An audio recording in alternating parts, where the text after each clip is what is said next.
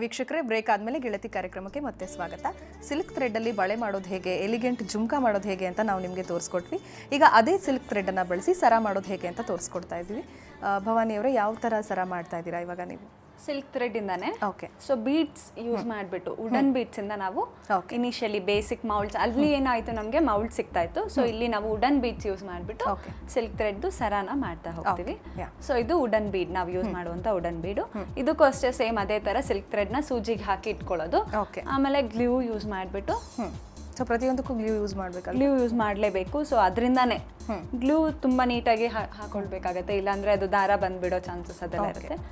So same ಅದೇ ಥರನೇ silk ಥ್ರೆಡ್ನ ಪೇಸ್ಟ್ ಮಾಡಿಕೊಂಡು ವುಡನ್ ಬೀಡ್, ದಪ್ಪ ಹೋಲ್ ಇರೋ ಅಂಥ ವುಡನ್ ಬೀಡ್ನ ನಾವು ಯೂಸ್ ಮಾಡ್ತಾ ಇದ್ದೀನಿ ಇಲ್ಲಿ. ಸೊ ರೆಗ್ಯುಲರ್ ಪ್ಲಾಸ್ಟಿಕ್ ಬೀಡ್ಸ್, ಬೇರೆ ಬೀಡ್ಸು ಯೂಸ್ ಮಾಡ್ಬೋದು, ಬಟ್ ಮೇನ್ ಥಿಂಗ್ ಏನು ಅಂದರೆ ಹೋಲ್ ದಪ್ಪ ಇರಬೇಕಾಗತ್ತೆ. ಸೊ ಹೀಗೆ ಒಳಗೆ ಹೊರಗೆ ಹಾಕ್ಕೊಂಡು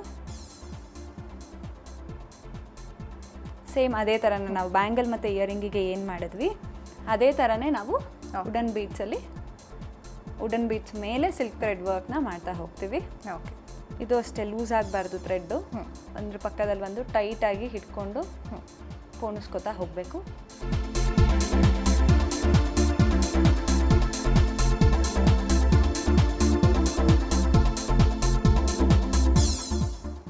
ಸೊ ಈ ಥರ ನಮಗೆ ಅವಾಗ ಬೀಡ್ ರೆಡಿ ಆಗುತ್ತೆ. ಸೊ ಇದು ಅಷ್ಟೇ, ನಾವು ಯಾವ ಕಲರ್ಸಲ್ಲಿ ಬೇಕಾದರೂ ಬೀಡ್ಸ್ನ ರೆಡಿ ಮಾಡ್ಕೋಬೋದು. ಬ್ಲೂ ಕಲರ್ನ ಯಾವ್ದು ಬೇಕೋ ಮ್ಯಾಚಿಂಗಲ್ಲಿ ಎಲ್ಲ ಕಲರ್ಸು ಸಿಗುತ್ತೆ, ಮಾಡ್ಕೊಳ್ಬೋದು. ನೆಕ್ಸ್ಟ್ ಏನು ಅಂತ ಹೇಳಿದ್ರೆ ಈ ಥರ ನಿಮಗೆ ಇದು ಸಿಗುತ್ತೆ ಸರ ಪೋಣಿಸೋದಕ್ಕೆ ಅಂತಾನೆ. ಸೊ ಸಿಲ್ವರ್ ಕಲರು ಮತ್ತು ಗೋಲ್ಡ್ ಕಲರ್ ಎರಡರಲ್ಲೂ ಸಿಗುತ್ತೆ. ಇದು ಕಾಪರ್ ವೈಯರ್ಸ್ ಅಂತ ಏನು ಹೇಳ್ತೀವಿ ಅದನ್ನು ಯೂಸ್ ಮಾಡ್ತಾ ಇದ್ದೀನಿ ನಾನು. Okay. So silver copper wire ಇದು. ಹೌದು, ಸಿಲ್ವರ್ ಕಾಪರ್ ವೈಯರ್. ಸೊ ಹೀಗಿರುವಾಗ ಏನು ಅಂತ ಹೇಳಿದ್ರೆ ನೆಕ್ಸ್ಟ್ ಬೀಡ್ಸ್ನ ಇದಕ್ಕೆ ಹಾಕಿ ಪೋಣಿಸ್ಕೊಂಡು ಹೋಗೋದು. ಇದ್ರ ಜೊತೆಗೆ ನಾವು ಆಂಟಿಕ್ ಬೀಡ್ ಸಿಗುತ್ತೆ ನಿಮಗೆ, ಅಥವಾ ಸಿಂಪಲ್ ಆಗಬೇಕು ನನಗೆ ಅಂತ ಹೇಳಿದ್ರೆ ಸಿಂಪಲ್ ಬೀಡ್ ಸಿಗುತ್ತೆ. ಸೊ ಅದೇ ಥರ ಸೊ ಒಂದು ಏನಿರುತ್ತೆ ನಮಗೆ ಮಣಿ ಹಾಕೊಳ್ಳೋದು, ಅದ್ರ ಮೇಲ್ಗಡೆ ಕ್ಯಾಪ್ಸ್ ಸಿಗುತ್ತೆ, ಡಿಫ್ರೆಂಟ್ ವೆರೈಟೀಸ್ ಅಲ್ಲಿರುವಂಥ ಕ್ಯಾಪ್ಸ್ ಸಿಗುತ್ತೆ, ಕ್ಯಾಪ್ಸ್ ಹಾಕೊಳ್ಬಹುದು. ಆಮೇಲೆ ಬೀಡ್ಸ್ ಬೇರೆ ಬೇರೆ ಈ ಥರ ನೋಡಿ ದಪ್ಪ ಬೀಡ್ಸ್ ಸಿಗುತ್ತೆ, ಸ್ಮಾಲ್ ಬೀಡ್ಸ್ ಸಿಗುತ್ತೆ, ಅಥವಾ ಬರೀ ವುಡನ್ ಬೀಡ್ಸ್ ಅಲ್ಲೇ ನಾವು ಬರೀ ಸಿಲ್ಕ್ ಥ್ರೆಡ್ ಬೀಡ್ಸ್ ಅನ್ನೇ ಡಿಫ್ರೆಂಟ್ ಆಗಿ ಬೇರೆ ಬೇರೆ ಕಲರ್, ಮಲ್ಟಿ ಕಲರಲ್ಲಿ ಪೋಣಿಸ್ಕೊಂಡು ಹೋಗ್ಬೋದು. ಓಕೆ. ಪೋಣಿಸಿಟ್ಟಿರೋ ಅಂಥದ್ದು ಒಂದು ತೋರಿಸ್ತೀನಿ. ಸೊ ಇಲ್ಲಿ ನಾನು silver beads, silver orange beads ಮತ್ತು ಸಿಲ್ವರ್ ಆ್ಯಂಟಿಕ್ ಬೀಡ್ಸ್ನ ಯೂಸ್ ಮಾಡಿಬಿಟ್ಟು ಒಂದು ಸಿಲ್ಕ್ ಥ್ರೆಡ್ ಇದನ್ನು ಮಾಡಿಟ್ಟಿದ್ದೀನಿ. ಸೊ ಮಾಡಿದ ಮೇಲೆ ನಿಮಗೆ ಈ ಥರ ಪೋಣಿಸಿದ್ದೀವಿ ನಾವು. ಎಂಡಿಂಗಲ್ಲಿ ಏನು ಅಂತ ಹೇಳಿದ್ರೆ ಇಲ್ಲಿ ನಮಗೆ ಒಂದು ಬೀಡ್ ಸಿಗುತ್ತೆ. ಓಕೆ. ಸೊ ಅದನ್ನ ಲೆಂತ್ ಅಷ್ಟೇ, ನಮಗೆ ಎಷ್ಟು ಲೆಂತ್ ಬೇಕೋ ಅಷ್ಟು ಲೆಂತ್ ಮಾಡ್ಕೋಬಹುದು. ನೆಕ್ಲೆಸ್ ಲೆಂತ್ಗೆ, ಆಮೇಲೆ ಲೆಂತಿ ಸರ ಲೆಂತ್. ಹೌದು, ಲಾಂಗ್ ಚೈನ್ ಬೇಕು ಅಂದ್ರೆ ಲಾಂಗ್ ಚೈನ್ ತರ, ಶಾರ್ಟ್ ಬೇಕು ಅಂದ್ರೆ ಶಾರ್ಟ್ ಚೈನ್, ಯಾವ ತರ ಬೇಕಾದ್ರೂ ಮಾಡ್ಕೊಳ್ಬಹುದು.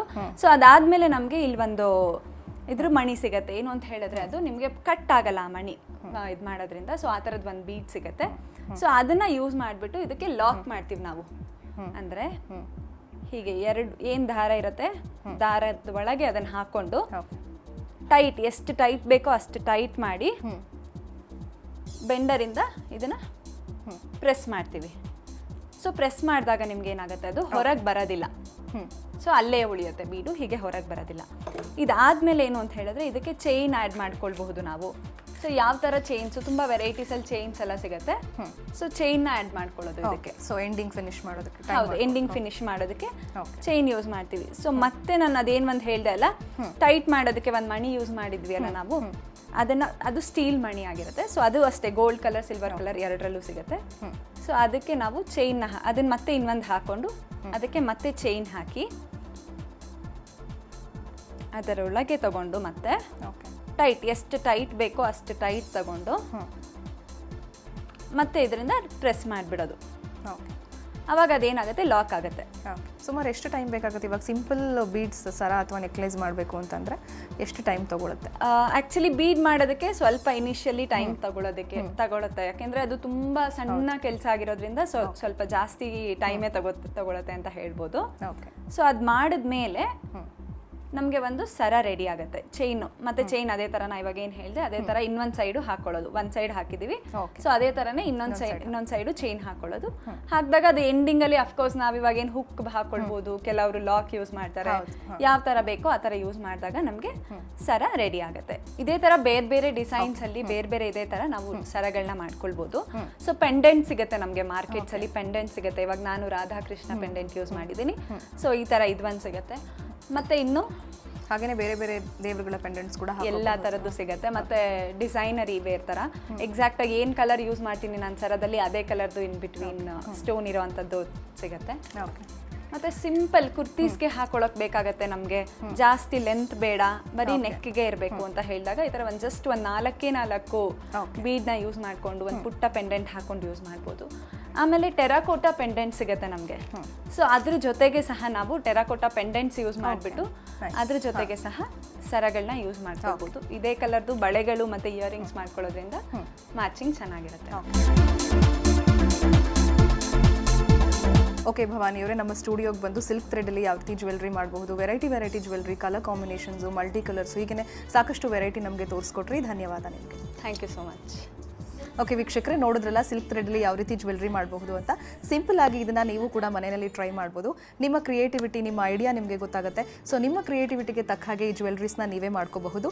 ಇದು ಇವತ್ತಿನ ಗೆಳತಿ ವಿಶೇಷ. ಮುಂದಿನ ಸಂಚಿಕೆಯಲ್ಲಿ ಮತ್ತೊಂದು ವಿಶೇಷತೆಯೊಂದಿಗೆ ನಿಮ್ಮನ್ನು ಭೇಟಿಯಾಗ್ತೀವಿ. ಈಗ ಮನೆ ಮದ್ದು ಕಾರ್ಯಕ್ರಮ ಪ್ರಸಾರವಾಗುತ್ತೆ. ನೋಡ್ತಾ ಇರಿ ಸರಳ ಜೀವನ. ಇದು ಮನುಕುಲದ ಒಳಿತಿಗಾಗಿ.